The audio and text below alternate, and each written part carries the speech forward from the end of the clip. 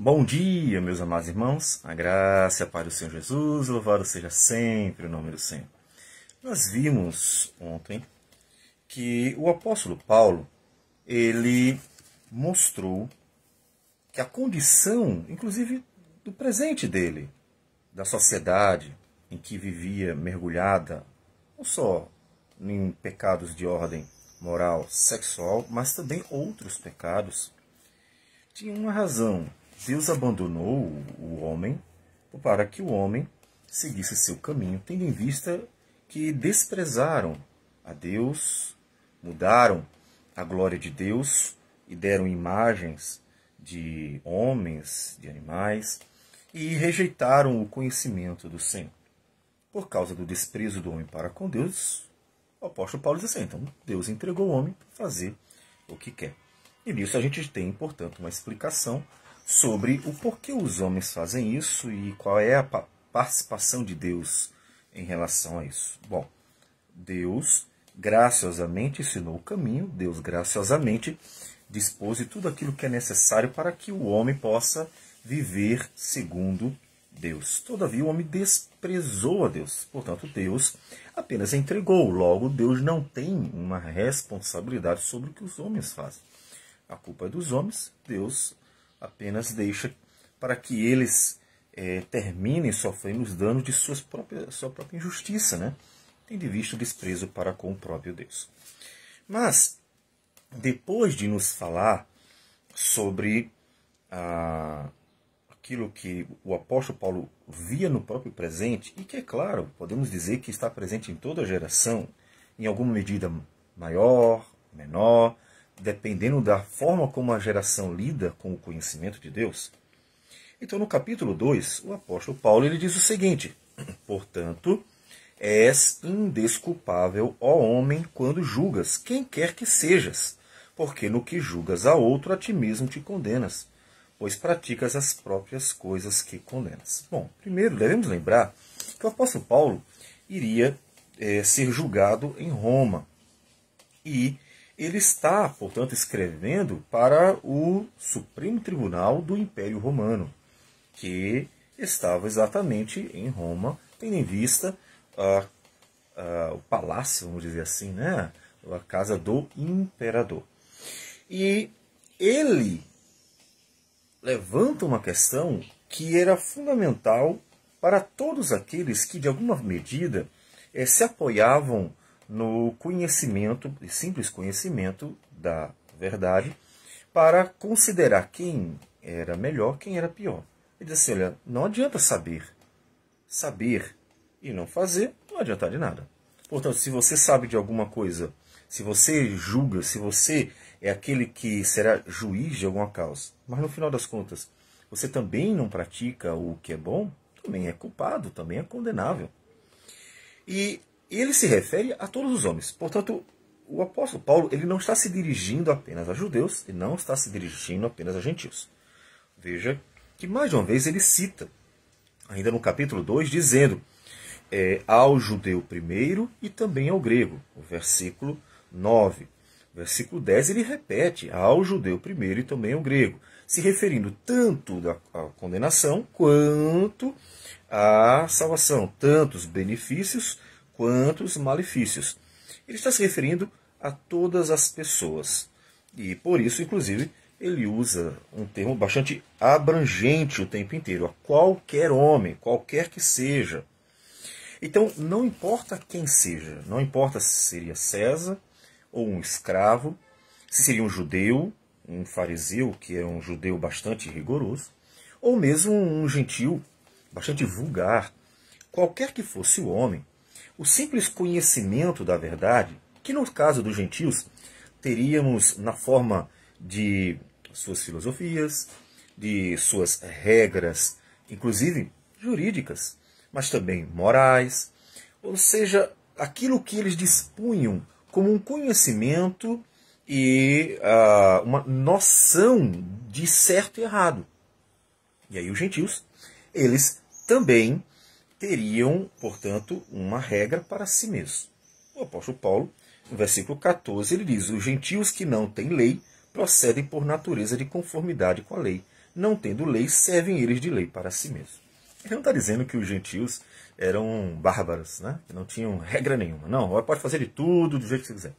Ele está fazendo um paralelo com os judeus. Afinal das contas, o apóstolo Paulo não só é judeu, mas aí está escrevendo para uma igreja. Então ele está escrevendo para a igreja que conhece a lei do Senhor. E mostrando que mesmo os gentios, eles também têm um conhecimento sobre o certo e o errado. Veja que o propósito dele é mostrar que não há homem que seja num patamar diferente. César julga os outros, mas também está diante de um supremo juiz que julgará os homens não pelo que eles sabem, mas pelo que eles praticam.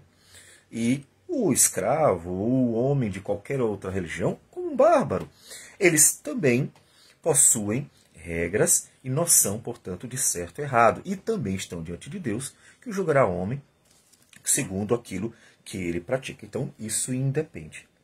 Logo, esse juízo divino sobre os homens, ele é sem acepção, como ele diz no versículo 11, porque para com Deus não há acepção de pessoas.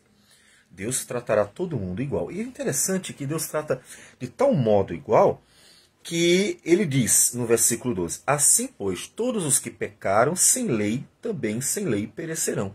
E todos os que com lei pecaram mediante a lei serão julgados. Veja que Deus é tão justo, mas tão justo, que ele não vai condenar os gentios pela lei mosaica. Ah, Deus vai abrir a lei de Moisés e diz, você está vendo? Ó, a lei diz isso e vocês fizeram o oposto. Ele diz, não. Deus vai julgar os gentios pela lei deles mesmos. Olha que sabedoria e que justiça. Deus condenará as nações que desprezaram o conhecimento dele pela lei das próprias nações. Por quê? Porque todos os homens possuem uma noção de certo e errado. E todas as nações têm uma noção de certo e errado. Então, já que eles têm uma noção, Deus vai usar a própria noção que eles têm de certo e errado e julgar cada um de acordo com essa noção. Claro que os judeus têm um critério de julgamento muito maior. Por quê? Como ele continua no versículo 12. A todos que com lei pecaram, mediante a lei serão julgados. Os judeus têm a lei, então Deus abrirá o Antigo Testamento, a lei, né, mosaica, e dirá assim, olha, aqui está escrito isso e você fez o oposto. Aqui está escrito isso e você fez o oposto. Então, uma pergunta bem genérica que pode ser feita. Ah, mas Deus vai julgar os gentios que não conheciam, nunca ouviram falar na Bíblia? O índio, por exemplo, né, normalmente as pessoas pensam, mas como é que o índio vai ser condenado se ele não conhece, né, a verdade, ele não conhece a Bíblia, não conhece nada? Como eu falei, Deus é completamente justo, é completamente santo, ele é misericordioso, então ele julgará cada um de acordo com aquilo que ele tem. Ele vai julgar o doutor pelo conhecimento de doutor, ele vai julgar o leigo pelo conhecimento de leigo. Mas uma vez que Deus julgará segundo a verdade e o procedimento, então todo mundo se torna condenável. Por que todo mundo se torna condenável? Porque o procedimento de todas as pessoas é um procedimento que sempre contraria a verdade e vai, portanto, na contramão do que é bom. Ou seja, todas as pessoas sabem que fazer o bem é algo bom, fazer o mal é algo mal, que roubar é errado, e, assim, uma série de pecados que são bastante simples de serem conhecidos. E as pessoas fazem o oposto. Ou mentir, por exemplo. Né? Todo mundo sabe que mentir não é certo, mas todas as pessoas mentem. Né? Então, observe que o julgamento de Deus é um julgamento perfeitamente justo. Então, não há no mundo inteiro, seja um índio, seja uma pessoa de uma tribo africana, ou uma pessoa da cidade, um doutor qualquer, não importa quem seja, um juiz, o Supremo Tribunal de um país, né? Todos eles possuem a noção de certo e errado. Então o apóstolo Paulo diz, todos serão julgados por essa noção. Quem tem mais, pelo que tem, quem tem menos, pelo que tem. E aí o importante, fundamental, que ele deixa bem claro, não é saber que torna o homem justo diante de Deus. Ah, mas o fariseu, ele conhecia a lei toda, citava a lei toda, e até ensinava a lei toda. Ele diz assim, mas não é o saber que vai tornar o homem justo diante de Deus. O homem se torna justo diante de Deus se ele faz tudo certo. Por isso, o único justo diante de Deus é Jesus. Porque foi o único que nasceu sem pecado, viveu na infância, adolescência, juventude, sem pecado, viveu o seu ministério, né, inteiro, apesar de todas as tentações, adversidades, todos os problemas, sem pecado, e morreu sem pecado. Então, o único que realmente é justo diante de Deus é ele. Aí você pode citar qualquer líder de qualquer religião, não importa qual seja, líder entre judeus, líderes, e aí vamos até citar aqui, se pensarem pastores, o Papa, ou líderes entre muçulmanos, líderes entre outras religiões orientais, tribais, não importa. Todos eles são pecadores, todos eles pecam. Todos eles, apesar de saberem muito do que é certo e errado, todos eles, em alguma medida, erram. Portanto, todos eles também são condenáveis. E isso é importante saber. Ah, por que todos os homens são condenados? Porque apesar de saberem a verdade, apesar de saber o que é certo e errado, em alguma medida, é claro que a gente não vai dizer que todos erram na mesma medida. Uns mais, outros menos, uma coisa, outra. Nem todo mundo mata a sangue frio, por exemplo. Mas, de alguma forma, todo mundo assassinou alguém em algum momento da sua vida, quer por palavras, por sentimentos, por pensamentos. Então, e o Senhor Jesus em Mateus falou, né, sobre essa questão do não matar aplicada ao coração do homem. Então, todos se tornam condenáveis. Menos aquele que nunca pecou, o Senhor Jesus. Logo, não é o simples saber. É preciso viver. E quando todo mundo erra em alguma medida, todo mundo será julgado. Aí ele diz no finalzinho, no versículo 16. No dia em que Deus, por meio de Cristo Jesus, então observe, Jesus é o advogado de defesa, mas ele termina se tornando também a testemunha para a condenação daqueles que desprezaram. E o advogado de defesa porque é ele que morreu na cruz, é justo e é justificador, tem poder para dar a sua justiça a quem ele quiser. E aqueles que creram, aqueles que se humilharam, aqueles que foram unidos a ele, aqueles que estavam de fato no corpo de Cristo, como é chamada a igreja, de fato e verdade, né? Não aparentemente, não é uma denominação, tem nada a ver, mas em Cristo de fato, esses recebem graciosamente a justiça. É o advogado de defesa, Jesus Cristo, né? Como diz o apóstolo João em sua primeira carta, o justo e justificador que ele pode nos perdoar, né? Advogar a nosso favor. Ele diz, não, eu morri por ele, eu paguei o preço do pecado dele. Apesar da miséria dele, ele se humilhou, ele creu, ele foi unido a mim pela fé, ele foi unido ao corpo de Cristo. Então, advogado de defesa. Mas aqueles que desprezaram a Jesus, Jesus simplesmente é a testemunha. Olha, eu entreguei a minha vida na cruz. A palavra foi pregada para todo mundo. Desprezaram. Simplesmente desprezaram. Portanto, Cristo é o advogado de defesa, sim, do seu povo, mas é a testemunha que condena aqueles que desprezaram, porque ele fez tudo. E agora, olha, eu fiz tudo, e vocês, por que desprezaram a mim, né? Portanto, veja como é sério negar a Cristo, como é sério desprezar a obra de Cristo, como é sério querer uma justiça em si mesmo e desprezar a justiça do único que nunca pecou, o justo e justificador, Jesus. E os homens serão julgados, portanto, por meio de Cristo Jesus, e ele julgará os segredos dos homens de conformidade com o meu evangelho. Veja que ele julgará o mais íntimo dos homens, ele julgará a vida de todo mundo no mais íntimo dele. E aí você deve ficar apavorado. Ah, deveria sim. Meu Deus, e agora? Deus que conhece meu sentimento, conhece meu pensamento, conhece minha vida inteira, julgará segundo o mais íntimo do meu ser.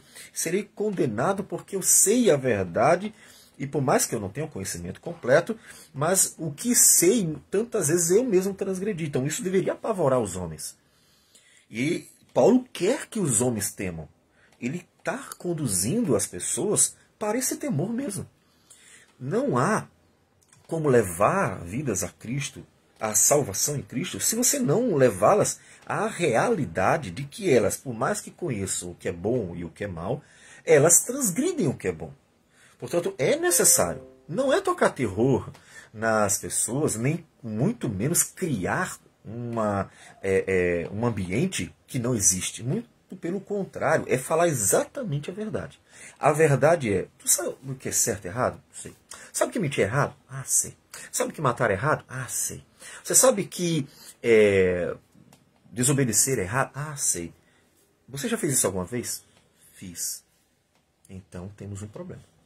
Você conhece o certo e faz o errado. Então é só tratar a verdade. Para que as pessoas tenham, sim, uma consciência de que estão em perigo. Porque, assim como Paulo estava indo para Roma para ser julgado pelo Supremo Tribunal, também os homens pecadores estão caminhando rumo ao tribunal de Deus. E independente de quem seja, como ele diz, quem quer que sejas, tanto o judeu quanto o grego. Porque para com Deus não há acepção de pessoas. Todos vão parecer. E a pergunta é o que você dirá em seu favor?